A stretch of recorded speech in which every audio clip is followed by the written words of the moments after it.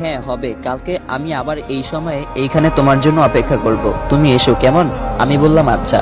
মাপসুরা বলল আর মাত্র 3 মিনিট সময় আছে, আমার যেতে হবে, তুমি তাড়াতাড়ি চোখ বন্ধ করো। আমি বললাম চোখ বন্ধ করবো কেন? মাপসুরা বলল আরে করতে বলেছি করো না, আর আমি বলার আগ পর্যন্ত চোখ খুলবে না। আমি বললাম আচ্ছা। চোখ বন্ধ করতে হঠাৎ মনে হলো ঠোঁট জোড়া কেউ নিজের দখলে করে নিয়েছে, কারো ঠোঁটের উষ্ণতা অনুভব করলাম, আমারও কেন যেন ভালো লাগছে। মাপসুরা বলল এই চোখ খুলবে না কিন্তু। আমি বললাম আচ্ছা। মাপসুরা একটু পর আমাকে ছেড়ে দিল আর বলল আমি আমার রূপ পরিবর্তন করছি, চোখ খুললে কিন্তু তোমার ক্ষতি হবে। আমি চোখ বন্ধ করে আছি। একটু পর মেয়েটা বলল এবার চোখ খুলো। তারপর আমি চোখ খুললাম, তারপর মাপসুরাকে আর দেখতে পাচ্ছি না। মেয়েটা কোথায় গেল? অনেক ডাকাডাকি করলাম, না কেউ নাই। তারপর মোবাইলটা পকেট থেকে বের করে দেখলাম কয়টা বাজে। ঘড়ির টাইম দেখে মাথায় যেন আকাশ ভেঙে পড়লো, রাত 2টা বাজে।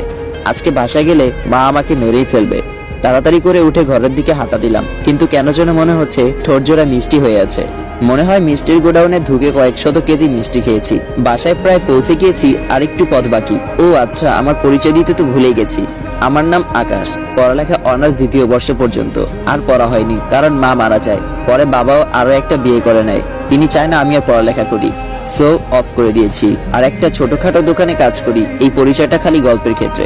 বাসায় পৌঁছাতেই মাকে ডাক দিলাম, বা এসে দরজা খুলে দিল, সাথে আরো এক গাদা কথা শুনিয়ে দিল। লাট সাহেবের ছেলে, এত রাত অব্দি কোথায় ছিলি? তোর কি ঘর বাড়ি নাই নাকি? রাতের বেলায় ঘুমটা নষ্ট করে তোর জন্য দরজা খুলতে হচ্ছে। কাল থেকে এমন হলে ঘরে জায়গা পাবি না।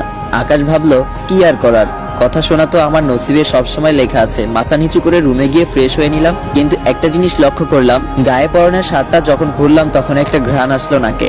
মনে হচ্ছে পাগল হয়ে যাব, ঘ্রাণটা আমাকে একদম পাগল করে দিচ্ছে। তারপর খেয়ে শুয়ে পড়লাম। শুয়ে শুয়ে ভাবছি একটু আগের ঘটনা, মেয়েটাকে একদিনেই মনে ধরে গেছে আমার। আচ্ছা, মাপসুরা কি কালকে আমার জন্য ওই জায়গায় অপেক্ষা করবে? কিছুতেই ভুলতে পারছি না মাপসুরাকে। ভাবতে ভাবতে ঘুমিয়ে পড়লাম।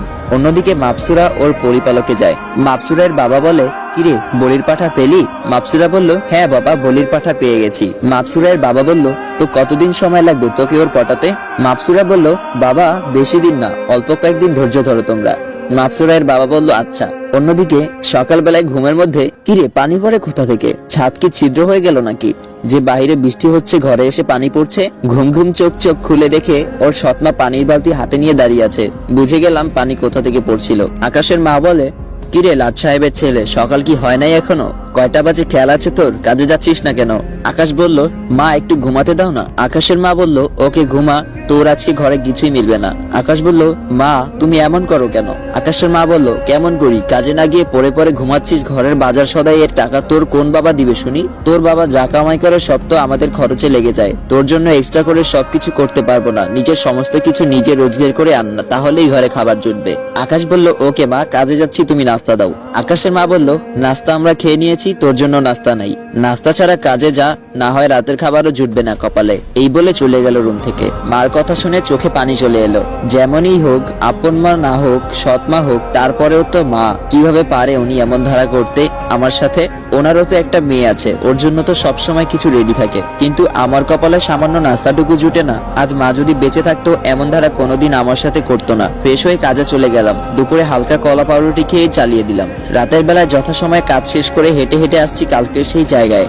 এসে বসে আছি মাপসুরার জন্য। মাপসুরা বলেছিল আজকেই একই সময় আসবে। বসে আছি, কিন্তু পেটের ক্ষুধায় কলিজা বের হয়ে যাচ্ছে। একটু পর অদৃশ্য থেকে আওয়াজ বসলো, তুমি এসে গেছো? আকাশ বলল হ্যাঁ, অনেক আগেই এসে গেছি, কিন্তু আপনার এত দেরি হলো যে? মাপসুরা বলল আরে আর বলো না, পরিপালক থেকে আসার সময় কয়েকজনের কাছে ধরা পড়ে যেতাম যে আমি পরিসীমা পার করে জমিনে যাচ্ছি। তারা আমাকে দেখে আমার পিছু নাই, তাই ওদেরকে ঘুরিয়ে অন্য পথে কাটিয়ে দেই, আর আমি জমিনে এসে পড়ি। আকাশ বলল আচ্ছা তুমি আমার সামনে এসো। মাপসুরা বলল আচ্ছা আসছি, তবে তুমি চোখ বন্ধ করো। আকাশ বলল আচ্ছা। একটু পর মাপসুরা কালকের মতো সাদা একটা ড্রেস পরে আমার পাশে এসে বসলো। মাপসুরা বলল কি হয়েছে, তোমার চেহারার এমন 12টা কেন বেজে আছে? আকাশ বলল